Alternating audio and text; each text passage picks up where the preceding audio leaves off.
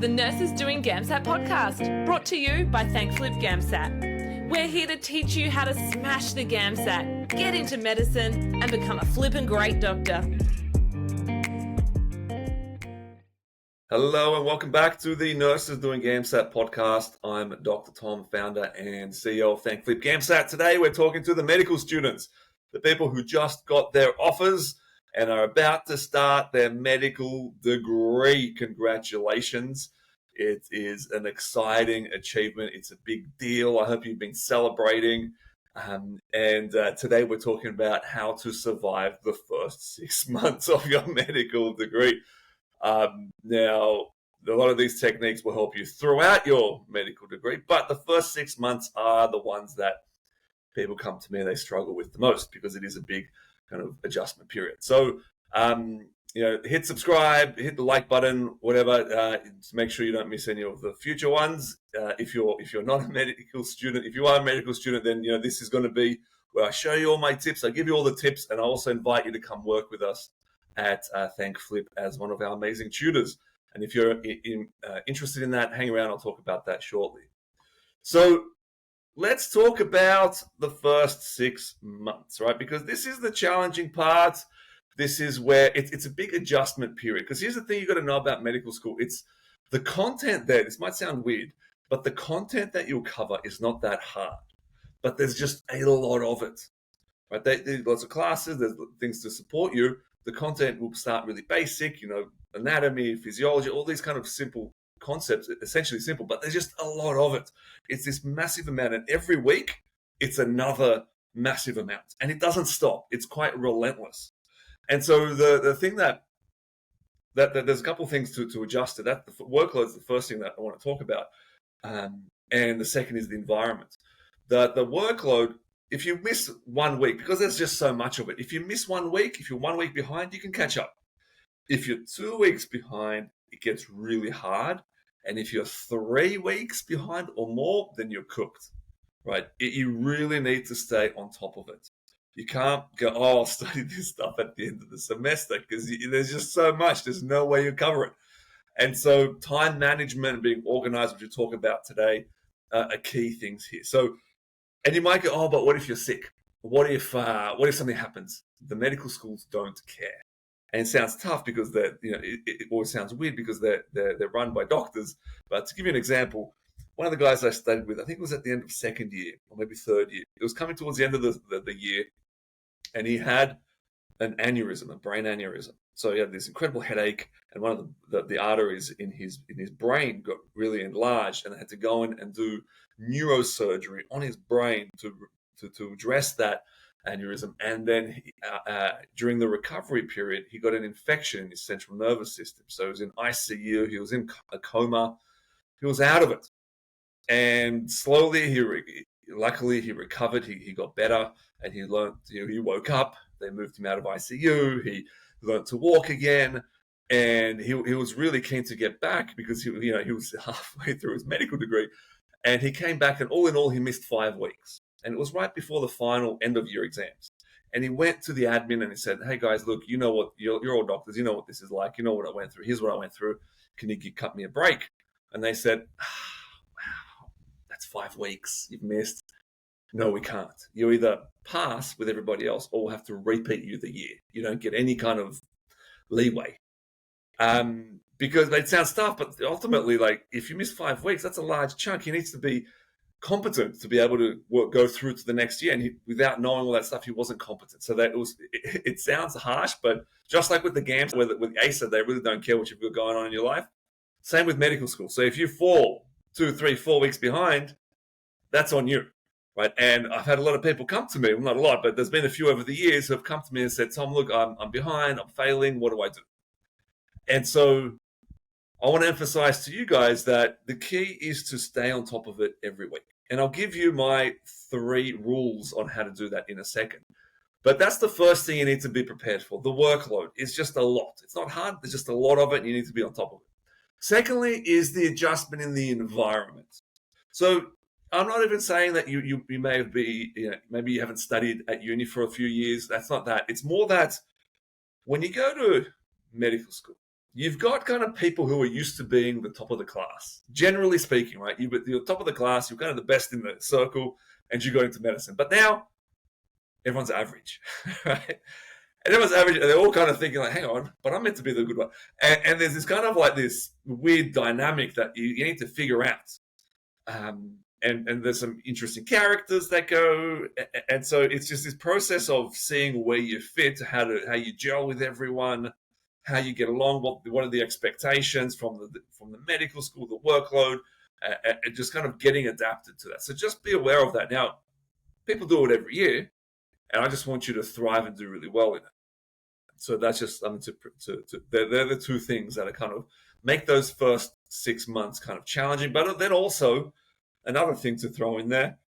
Generally, we've got a lot of things going on when you start your medical degree. You're not someone who's just sitting around studying all day. You've probably got co-curricular activity. You've got you're part of this society or that. You're helping out in this sport or that community, or you've got this business or this venture or whatever. You've got a lot of things going on, and then all of a sudden, plonk this massive, relentless workload every single week, and you need to change your priorities.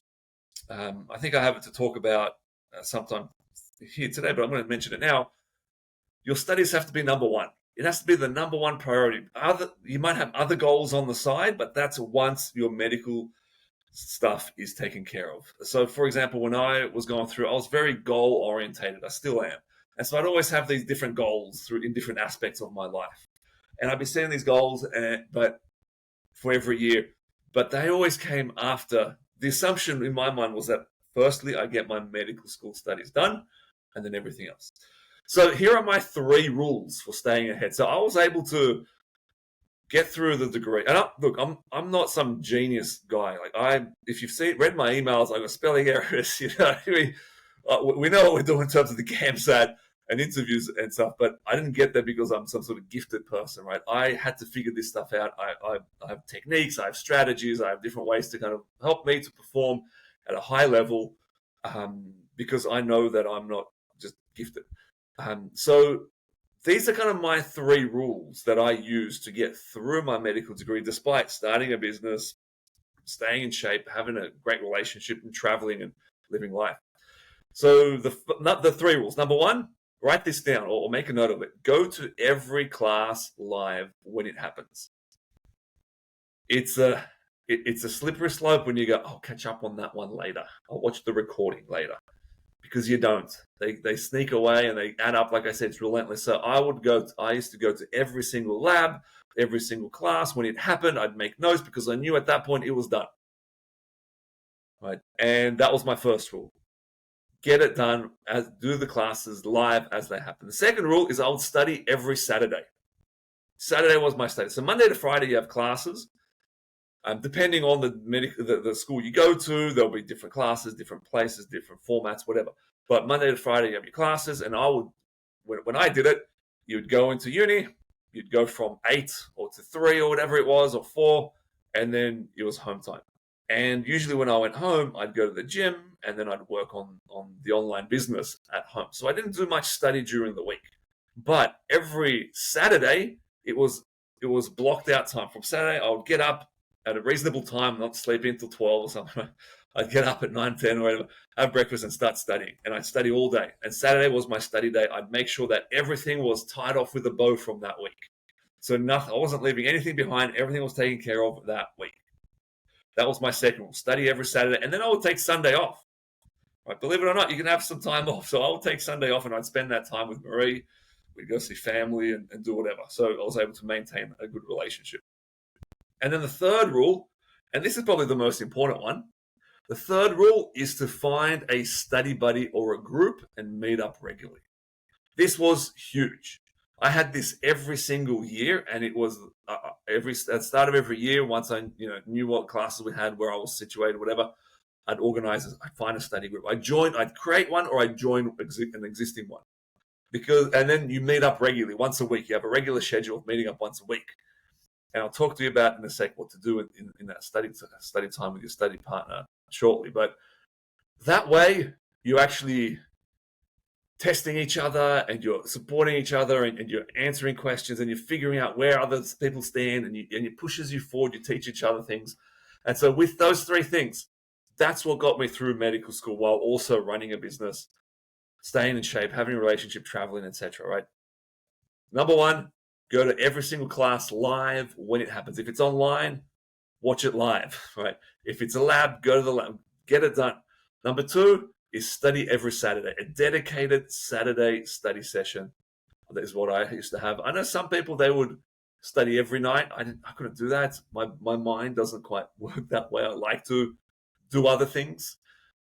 So I would do other things after uni each week, but at Saturday, I would study. And then thirdly is to find a study buddy or a study group and meet up regularly. All right, so let's talk about how to actually do the study. So there's a couple of different ways that I discovered work for myself and for my friends. Now, obviously, taking notes is going to be important. Whether you take them physically or on a computer, probably going to be on a computer, making sure that you're kind of engaging. So any kind of auto dictation or thing, it's going to be pretty useless. It's the process of actually thinking it and typing it out that helps you to learn it. So if you've got some AI thing that listens to the lecture and summarizes for you, it's probably not going to be very effective for you. Your notes will be beautiful, but it's not going to be in your brain. It's that process of actually typing it out, thinking about it, that you're actually learning. And then what do you type out? You can do summary notes, but what I used to do and what worked well for me and my study buddies is we turn all our notes into exam questions. So rather than the subject being the cardiovascular system or metabolic reactions, it would be, what are metabolic reactions? Or tell me about the cardiovascular system, or whatever it was. You turn it into an exam style question. And then when you meet up with your study buddy, you can go through that week's or previous week's notes and go, all right, tell me about this. Tell me about the Krebs cycle. You do briefly touch on the Krebs cycle in medicine, but so if you've done it in the GAM, it probably help. But on that note, I should have mentioned this earlier. The study that you do in medicine is completely different to the GAMS. Completely different. I was having dinner with a couple of friends from medical school. This was years on. And there was someone there who I hadn't met before. She was a pediatrician or trying to become a pediatrician. She was on the training program, about to do her exams. And she heard that I help people with the GAMSAT, and I talk about reasoning skills, how it's a reasoning exam. And she goes, well, the study that I'm doing right now as a pediatrician, it's got nothing to do with reasoning. It's 100% memorizing stuff.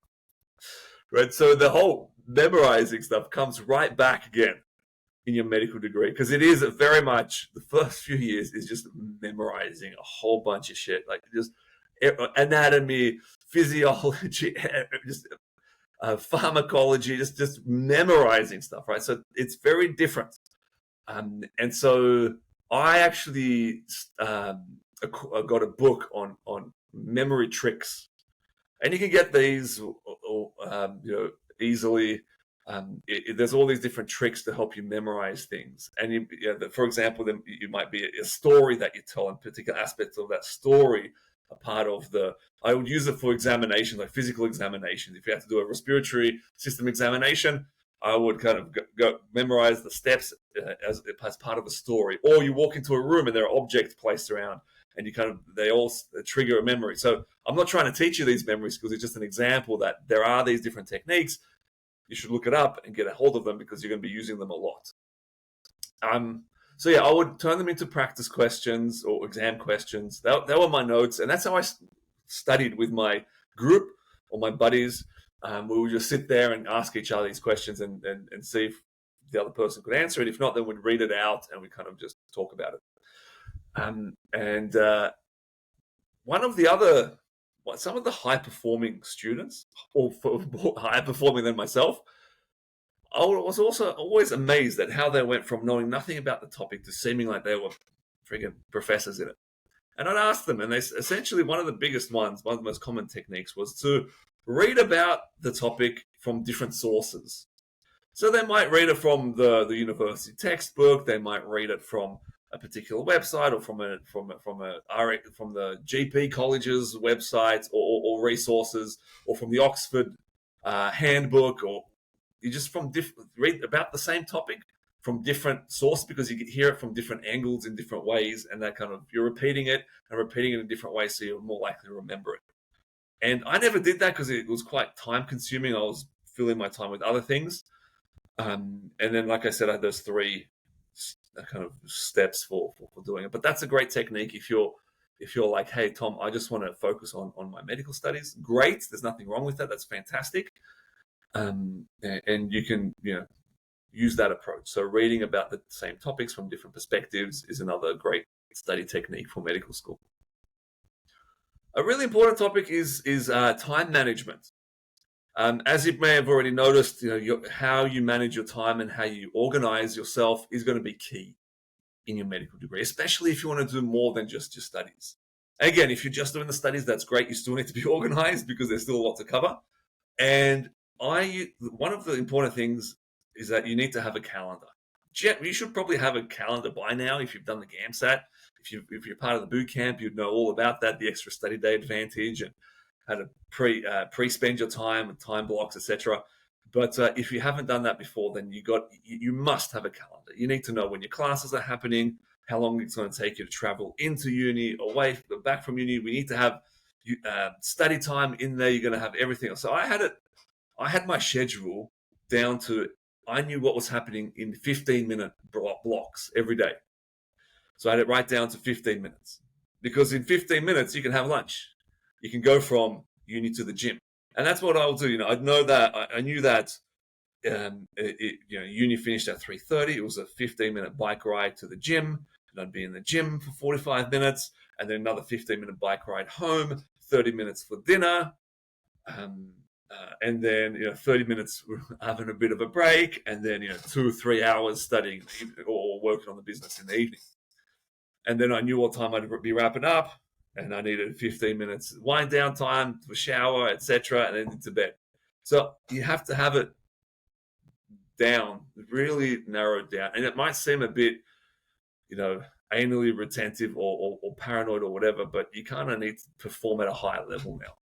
Right? You don't go from being a undergrad to being a professor or a neurosurgeon without developing these skills and slowly adding them to the way you do things. And pretty soon this will be natural. Like, even if if someone says, hey, you want to meet up, you want to go for drinks after uni, so all right, so where are we going to go? How long's the travel time? How long are we going to be there? Am I going to get home in time for dinner? And so you got to kind of figure this stuff out. So 15-minute blocks, knowing what's happening with your time every week, so you're planned out. When you're studying, what you're doing. That's a really important thing to be on top of in the first 6 months. Cool. All right, I've talked about the first 6 months because that is the key here. One of the things to kind of think about in that first 6 months, that they kind of, generally the medical schools, they work the same way. You have your preclinical and then you have your clinical years. The first it's 4 years, 2 years preclinical, where you're not seeing any patients. You're just learning the stuff from the books, and you're practicing examinations on your buddies. Then the second 2 years are clinical years, where you're mostly in the hospital or in the GP clinics or just following doctors around, but you're also doing your studies. At that point, you know what you're doing and you can manage it all. So in those preclinical years, they kind of start off really broad. They cover all the systems of the body in the first semester or two. And it can feel overwhelming because it's like, holy crap, how much depth do I need to know? This is like the entire human body. How much depth do I need to know this in? And that's part of the process of that first 6 months, figuring out how much does my medical school actually expect me to know? Because they don't expect you to know the whole lot. That's what they're going to cover in the 4 years of medical school. They're just kind of giving you this overall view. And so you're just trying to, every year, every semester, you're trying to figure out, what do they actually want us to know here? What's going to get me a pass and what's going to get me a high mark? And I mean, that's kind of how I approached it anyway, because I was like, you know what, I ended up doing well. But my focus was, all right, I want to get through my medical degree because I also want to do all these other cool stuff. And so I wanted to know what was the minimum I need to do, and then what do I need to do to get that distinction. And so I would make sure I hit the minimum, but then also go for that distinction. And so that's a big kind of challenge for the for that first 6 months, and then pretty much every new year is a little bit different. So you're kind of figuring that out each year. All right, now the thing is, it is possible, like I keep saying, to do other things outside of just your medical studies. Some of the people that I studied with were working part-time or casual hours. Some even squeezed in full-time hours. Like, it was crazy for them. They didn't last that long. They ended up stopping that because they were burning out. But they would do, massive weekend of work and then a few shifts during the week. There were a lot of nurses doing that, radiographers. So they would try and squeeze that. Now that's hard to do full-time hours and medical school. You're pretty much not going to make it very long if you do that. But you can do part-time hours. You can be very strategic with, if you're a nurse or allied health professional, you might want to do some locum shifts, at which point you get paid more per hour and you do less hours. So there's different ways to get through it. So people were working while studying for medicine. There were people starting businesses like myself, people staying fit, traveling. You do get a break. You do get some time off between the years. It's not very long, let me tell you. Sometimes it's like 3 or 4 weeks. It's a lot less than the undergrad, but it's enough time to go to Vietnam for 2 weeks, especially if you work at ThankFlip. A lot of our tutors end up doing that, which is good for them, and we support that. And there are people raising families too. There are people with kids. So you might be going, I'm a nurse. I have a kid. Can I actually do this? The answer is yes. Now, you really need to have everything dialed in that I was talking about here, because it's going to be about time management and energy management as well. But it is doable. And people doing research as well. I think it was in second year that people started doing some research studies. And then definitely in your fourth year, you can do honors. And depending on which medical school you go to, that's kind of part of the degree. So it's not this end of your life situation that some people think it is. Like, you don't have to say goodbye to everyone. At the same time, your life will change. It won't be the same. It can't stay the same, because you have to evolve into a doctor. You can't be the person you were last year and become a doctor. You won't make it. So you need to develop these different skills, these different abilities. And that's part of what I'm talking about here. So some of your friends may naturally drift away and you'll find new ones. I found that during going through your medical studies, you make the most incredible friends, because you're going through these ups and downs together, and you're put into these little groups, PBLs, and for example, like two of the people I studied with, one of them was a groomsman at our wedding, and one of them was a bridesmaid. And so we would attend each other's weddings. We're still friends to this day. So it's a really incredible time to get to know people, and it's just that your life will evolve. You'll grow in so many ways.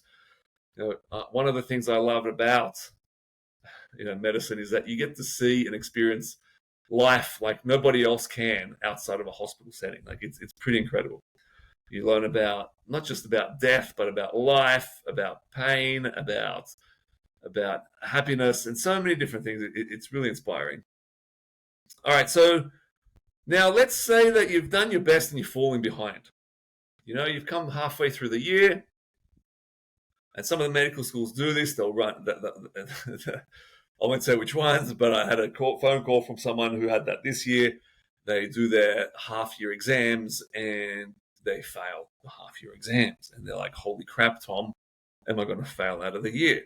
And I'm like, well, yeah, if you don't change anything, you will. You need to make some changes.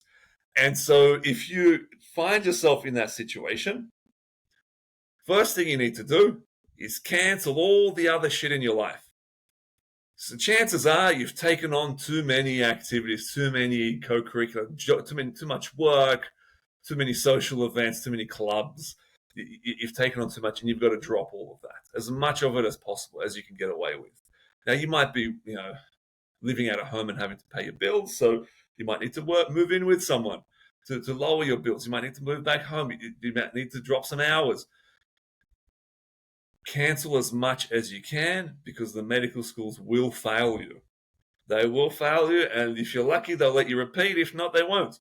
Right? So that's the first thing to do, is cancel everything and go back and focus on your studies. Then implement my 3 rules. Chances are you haven't implemented. You haven't been attending the classes. You've gone, I'll do them later. Now it's fine. If you put away too much and you can't catch up. That second one is to make sure you have dedicated study days. You're going to need more than just one study day. You're going to need every day as a study day to catch up. And then 3 is to have that study buddy or that study group. Chances are you didn't have those 3 things. So implement those. And that way, I've seen people recover. Every person I've spoken to, and I can think of 2 right now, they've all recovered, even if they've had health issues. Like one particular person I'm thinking of had incredible allergies. She had an allergy to the COVID vaccine, believe it or not, right? And so she couldn't get the COVID vaccine, which means she couldn't go do her clinical studies, right?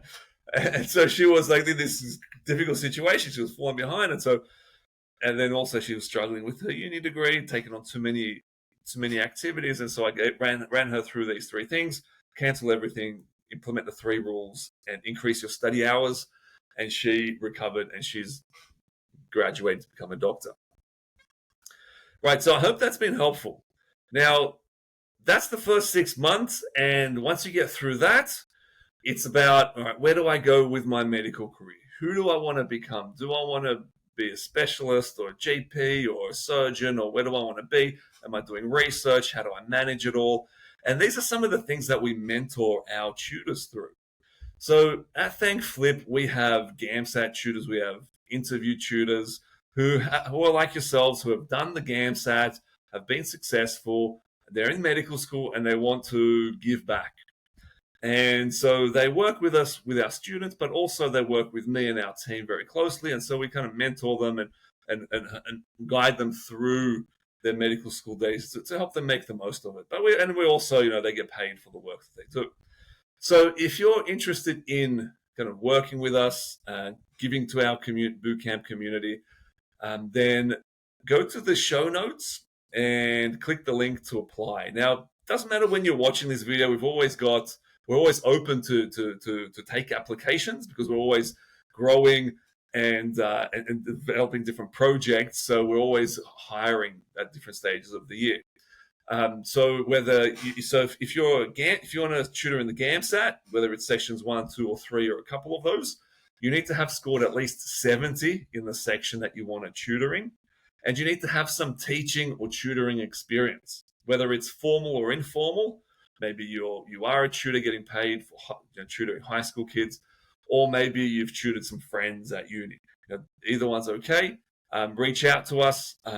We will chat with you at that point. Now, what's really important to us as well is that you align with our mission and our values.